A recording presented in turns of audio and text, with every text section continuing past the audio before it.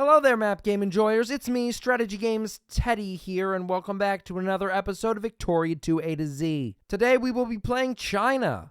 China has a reputation for being one of the hardest nations in Victoria 2. In fact, when I started this series, I was very pleased that it was near the end of the list, because I'm not sure I would have been able to play it well when I first started the series. The main thing about China is that they have 83.75 million pops, and that's just in the territory owned by the Qing Empire alone. Let's get this thing started. And we are immediately bombarded by the Opium Trade in China event, which basically gives us opium problems all across the nation. Luckily for us, we do get the Mandate of Heaven buff, which gives us even more pops through the form of many baby booms, but also the isolationism debuff. So we are literally making 1/10 of a research point every day. Also quite nerve-wracking is the Heavenly Kingdom, which is another state, is threatening to rise up against us. So we got a lot to accomplish. We got a lot to fight. Oh man, 0.02 research points. That must be the lowest of the low. Probably the best thing we have going for us is our massive population. We can tax them a lot. We can make some decent money. We can also field a massive military. And when we eventually do westernize, all of them will work in the factories and we will become an industrial power.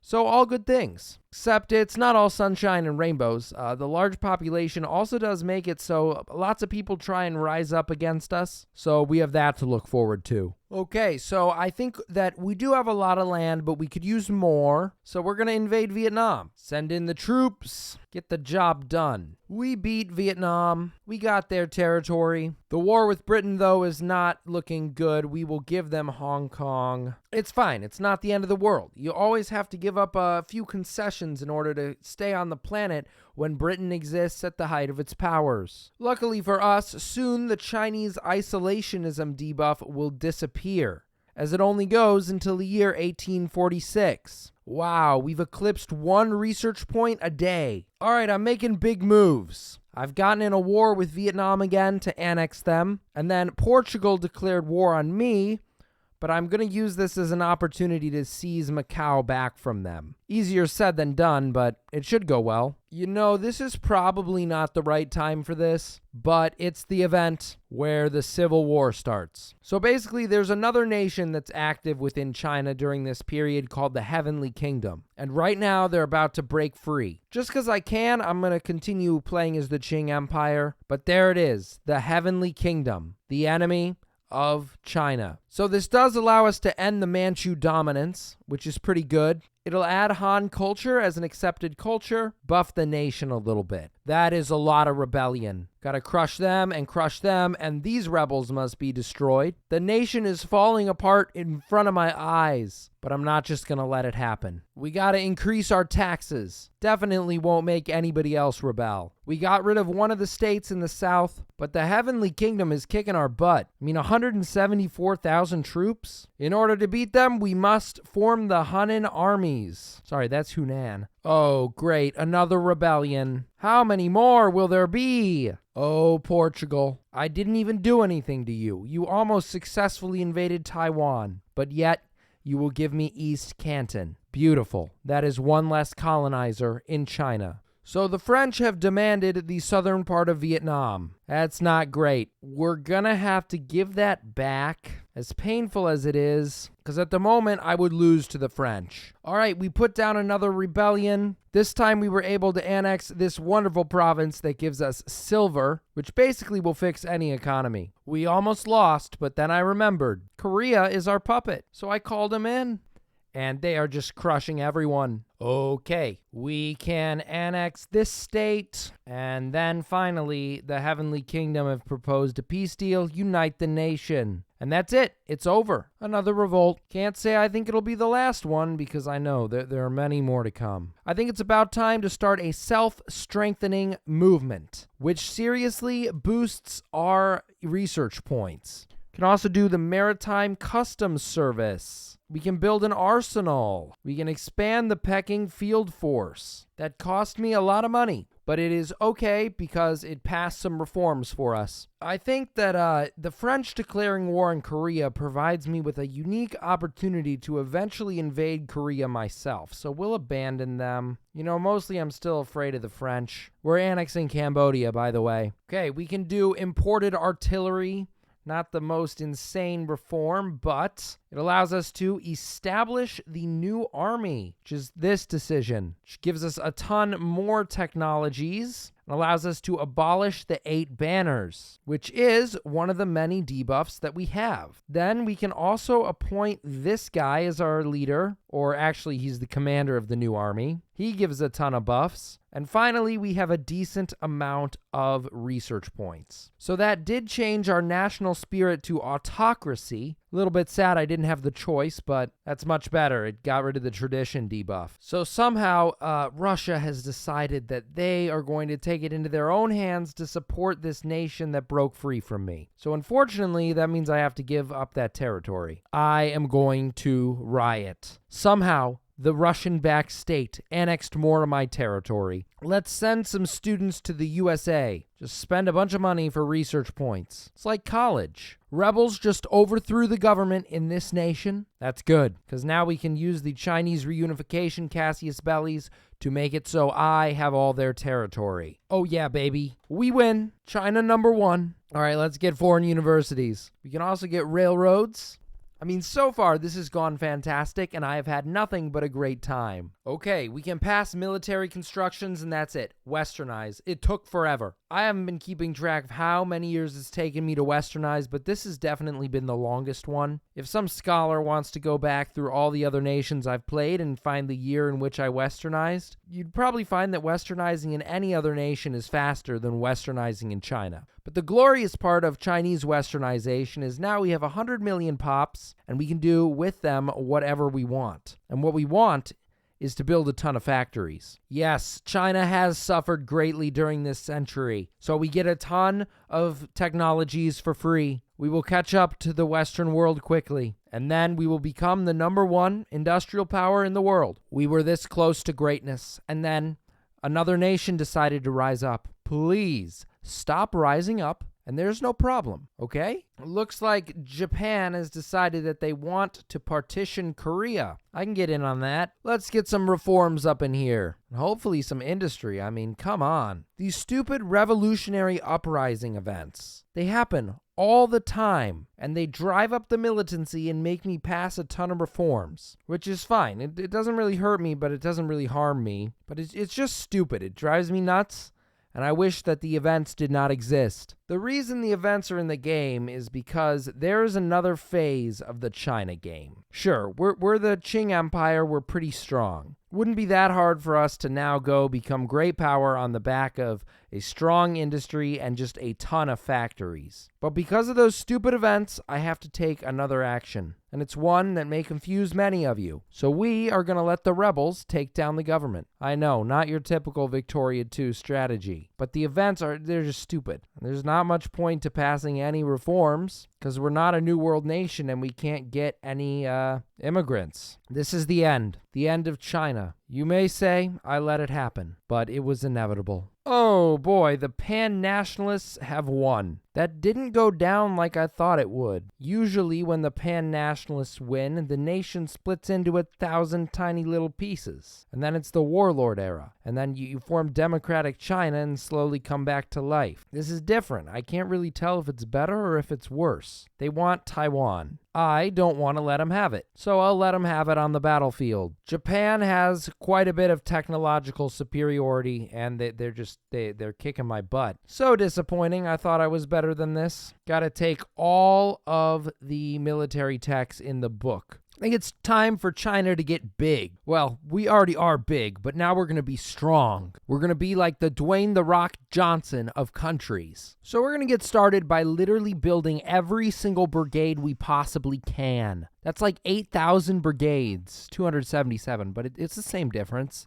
We're going to research every military tech in the book of research. Let's go! We got the mandate of heaven, and we ascended to great power. We are never going back again. Wow, look, France released their colonies within Asia. Vietnam specifically, so we're going to invade them. Take them out like the Franz Ferdinand song. Do we think we can beat Japan? No, they have 21 military tech. For reference, we have, 13.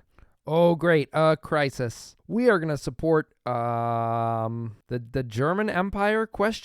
Because, Russia has some territory that I could potentially take. The crisis didn't go over.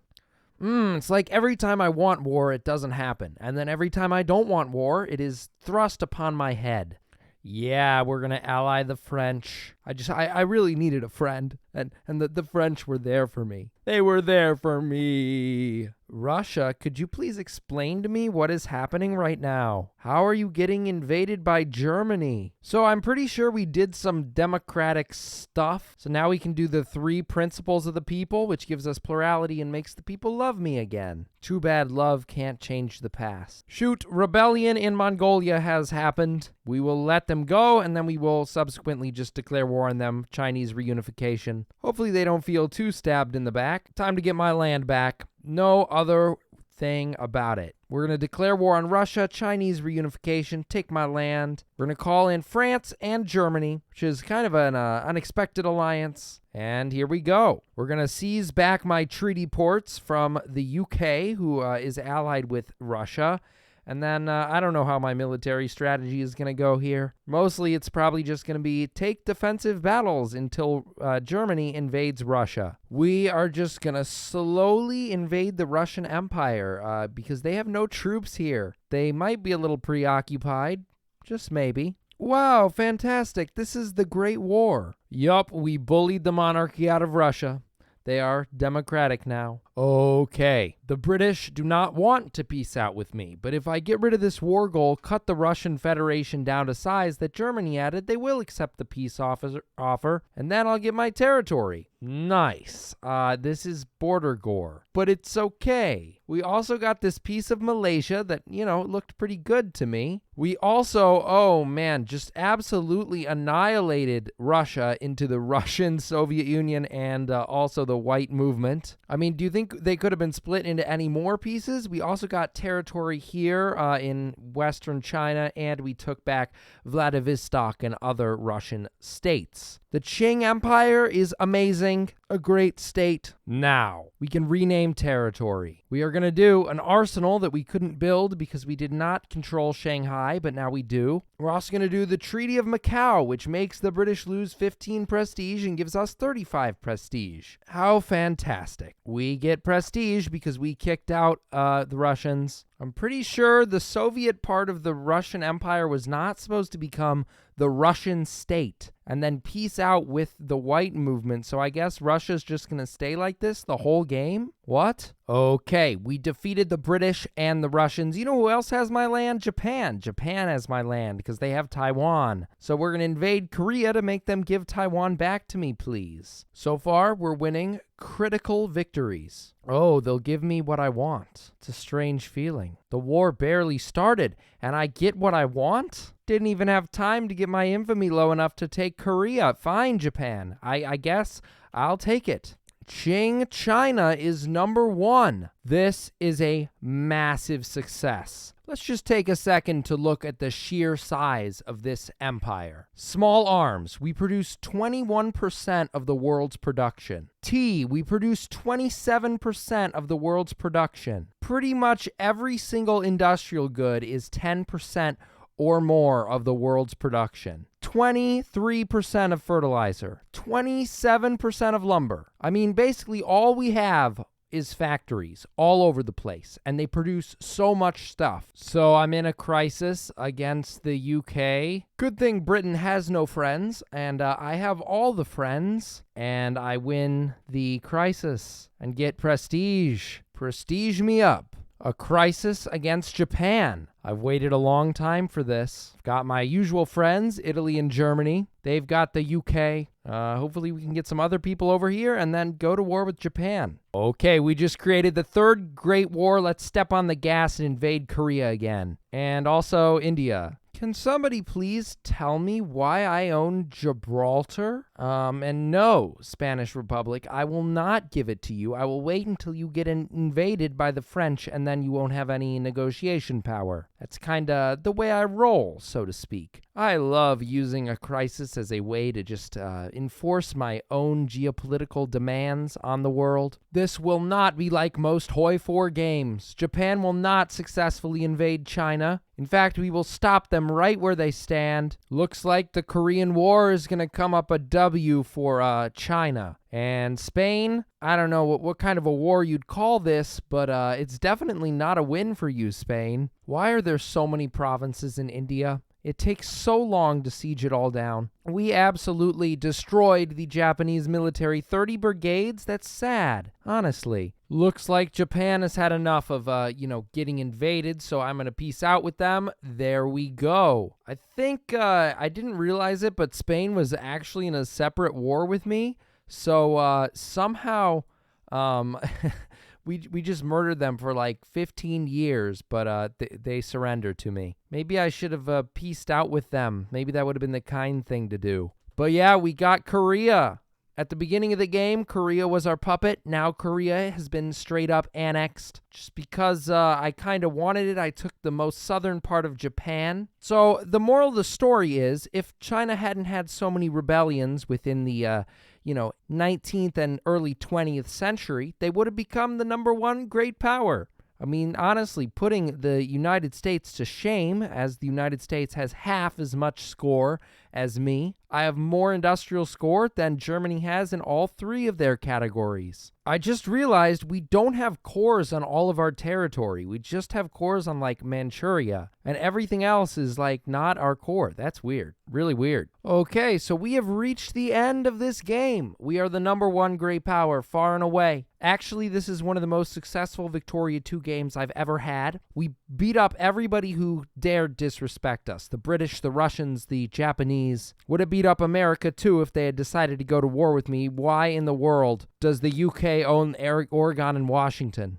It is no matter. The border war in Russia might be pretty bad, but it's okay. We were successful as China. There are a lot of pops here. Makes it very easy to industrialize. If you guys enjoyed this video, please hit the like button and the subscribe button. It really does help out the channel. We're still going to play a Roblox map game at 15,000 subscribers. So if you guys want that, click the like button. We got more Victoria 2 A to Z on the way. We got a ton of bangers, like really, really good nations coming up, and I hope you stay tuned for them. I'll see you in the next one, and bye.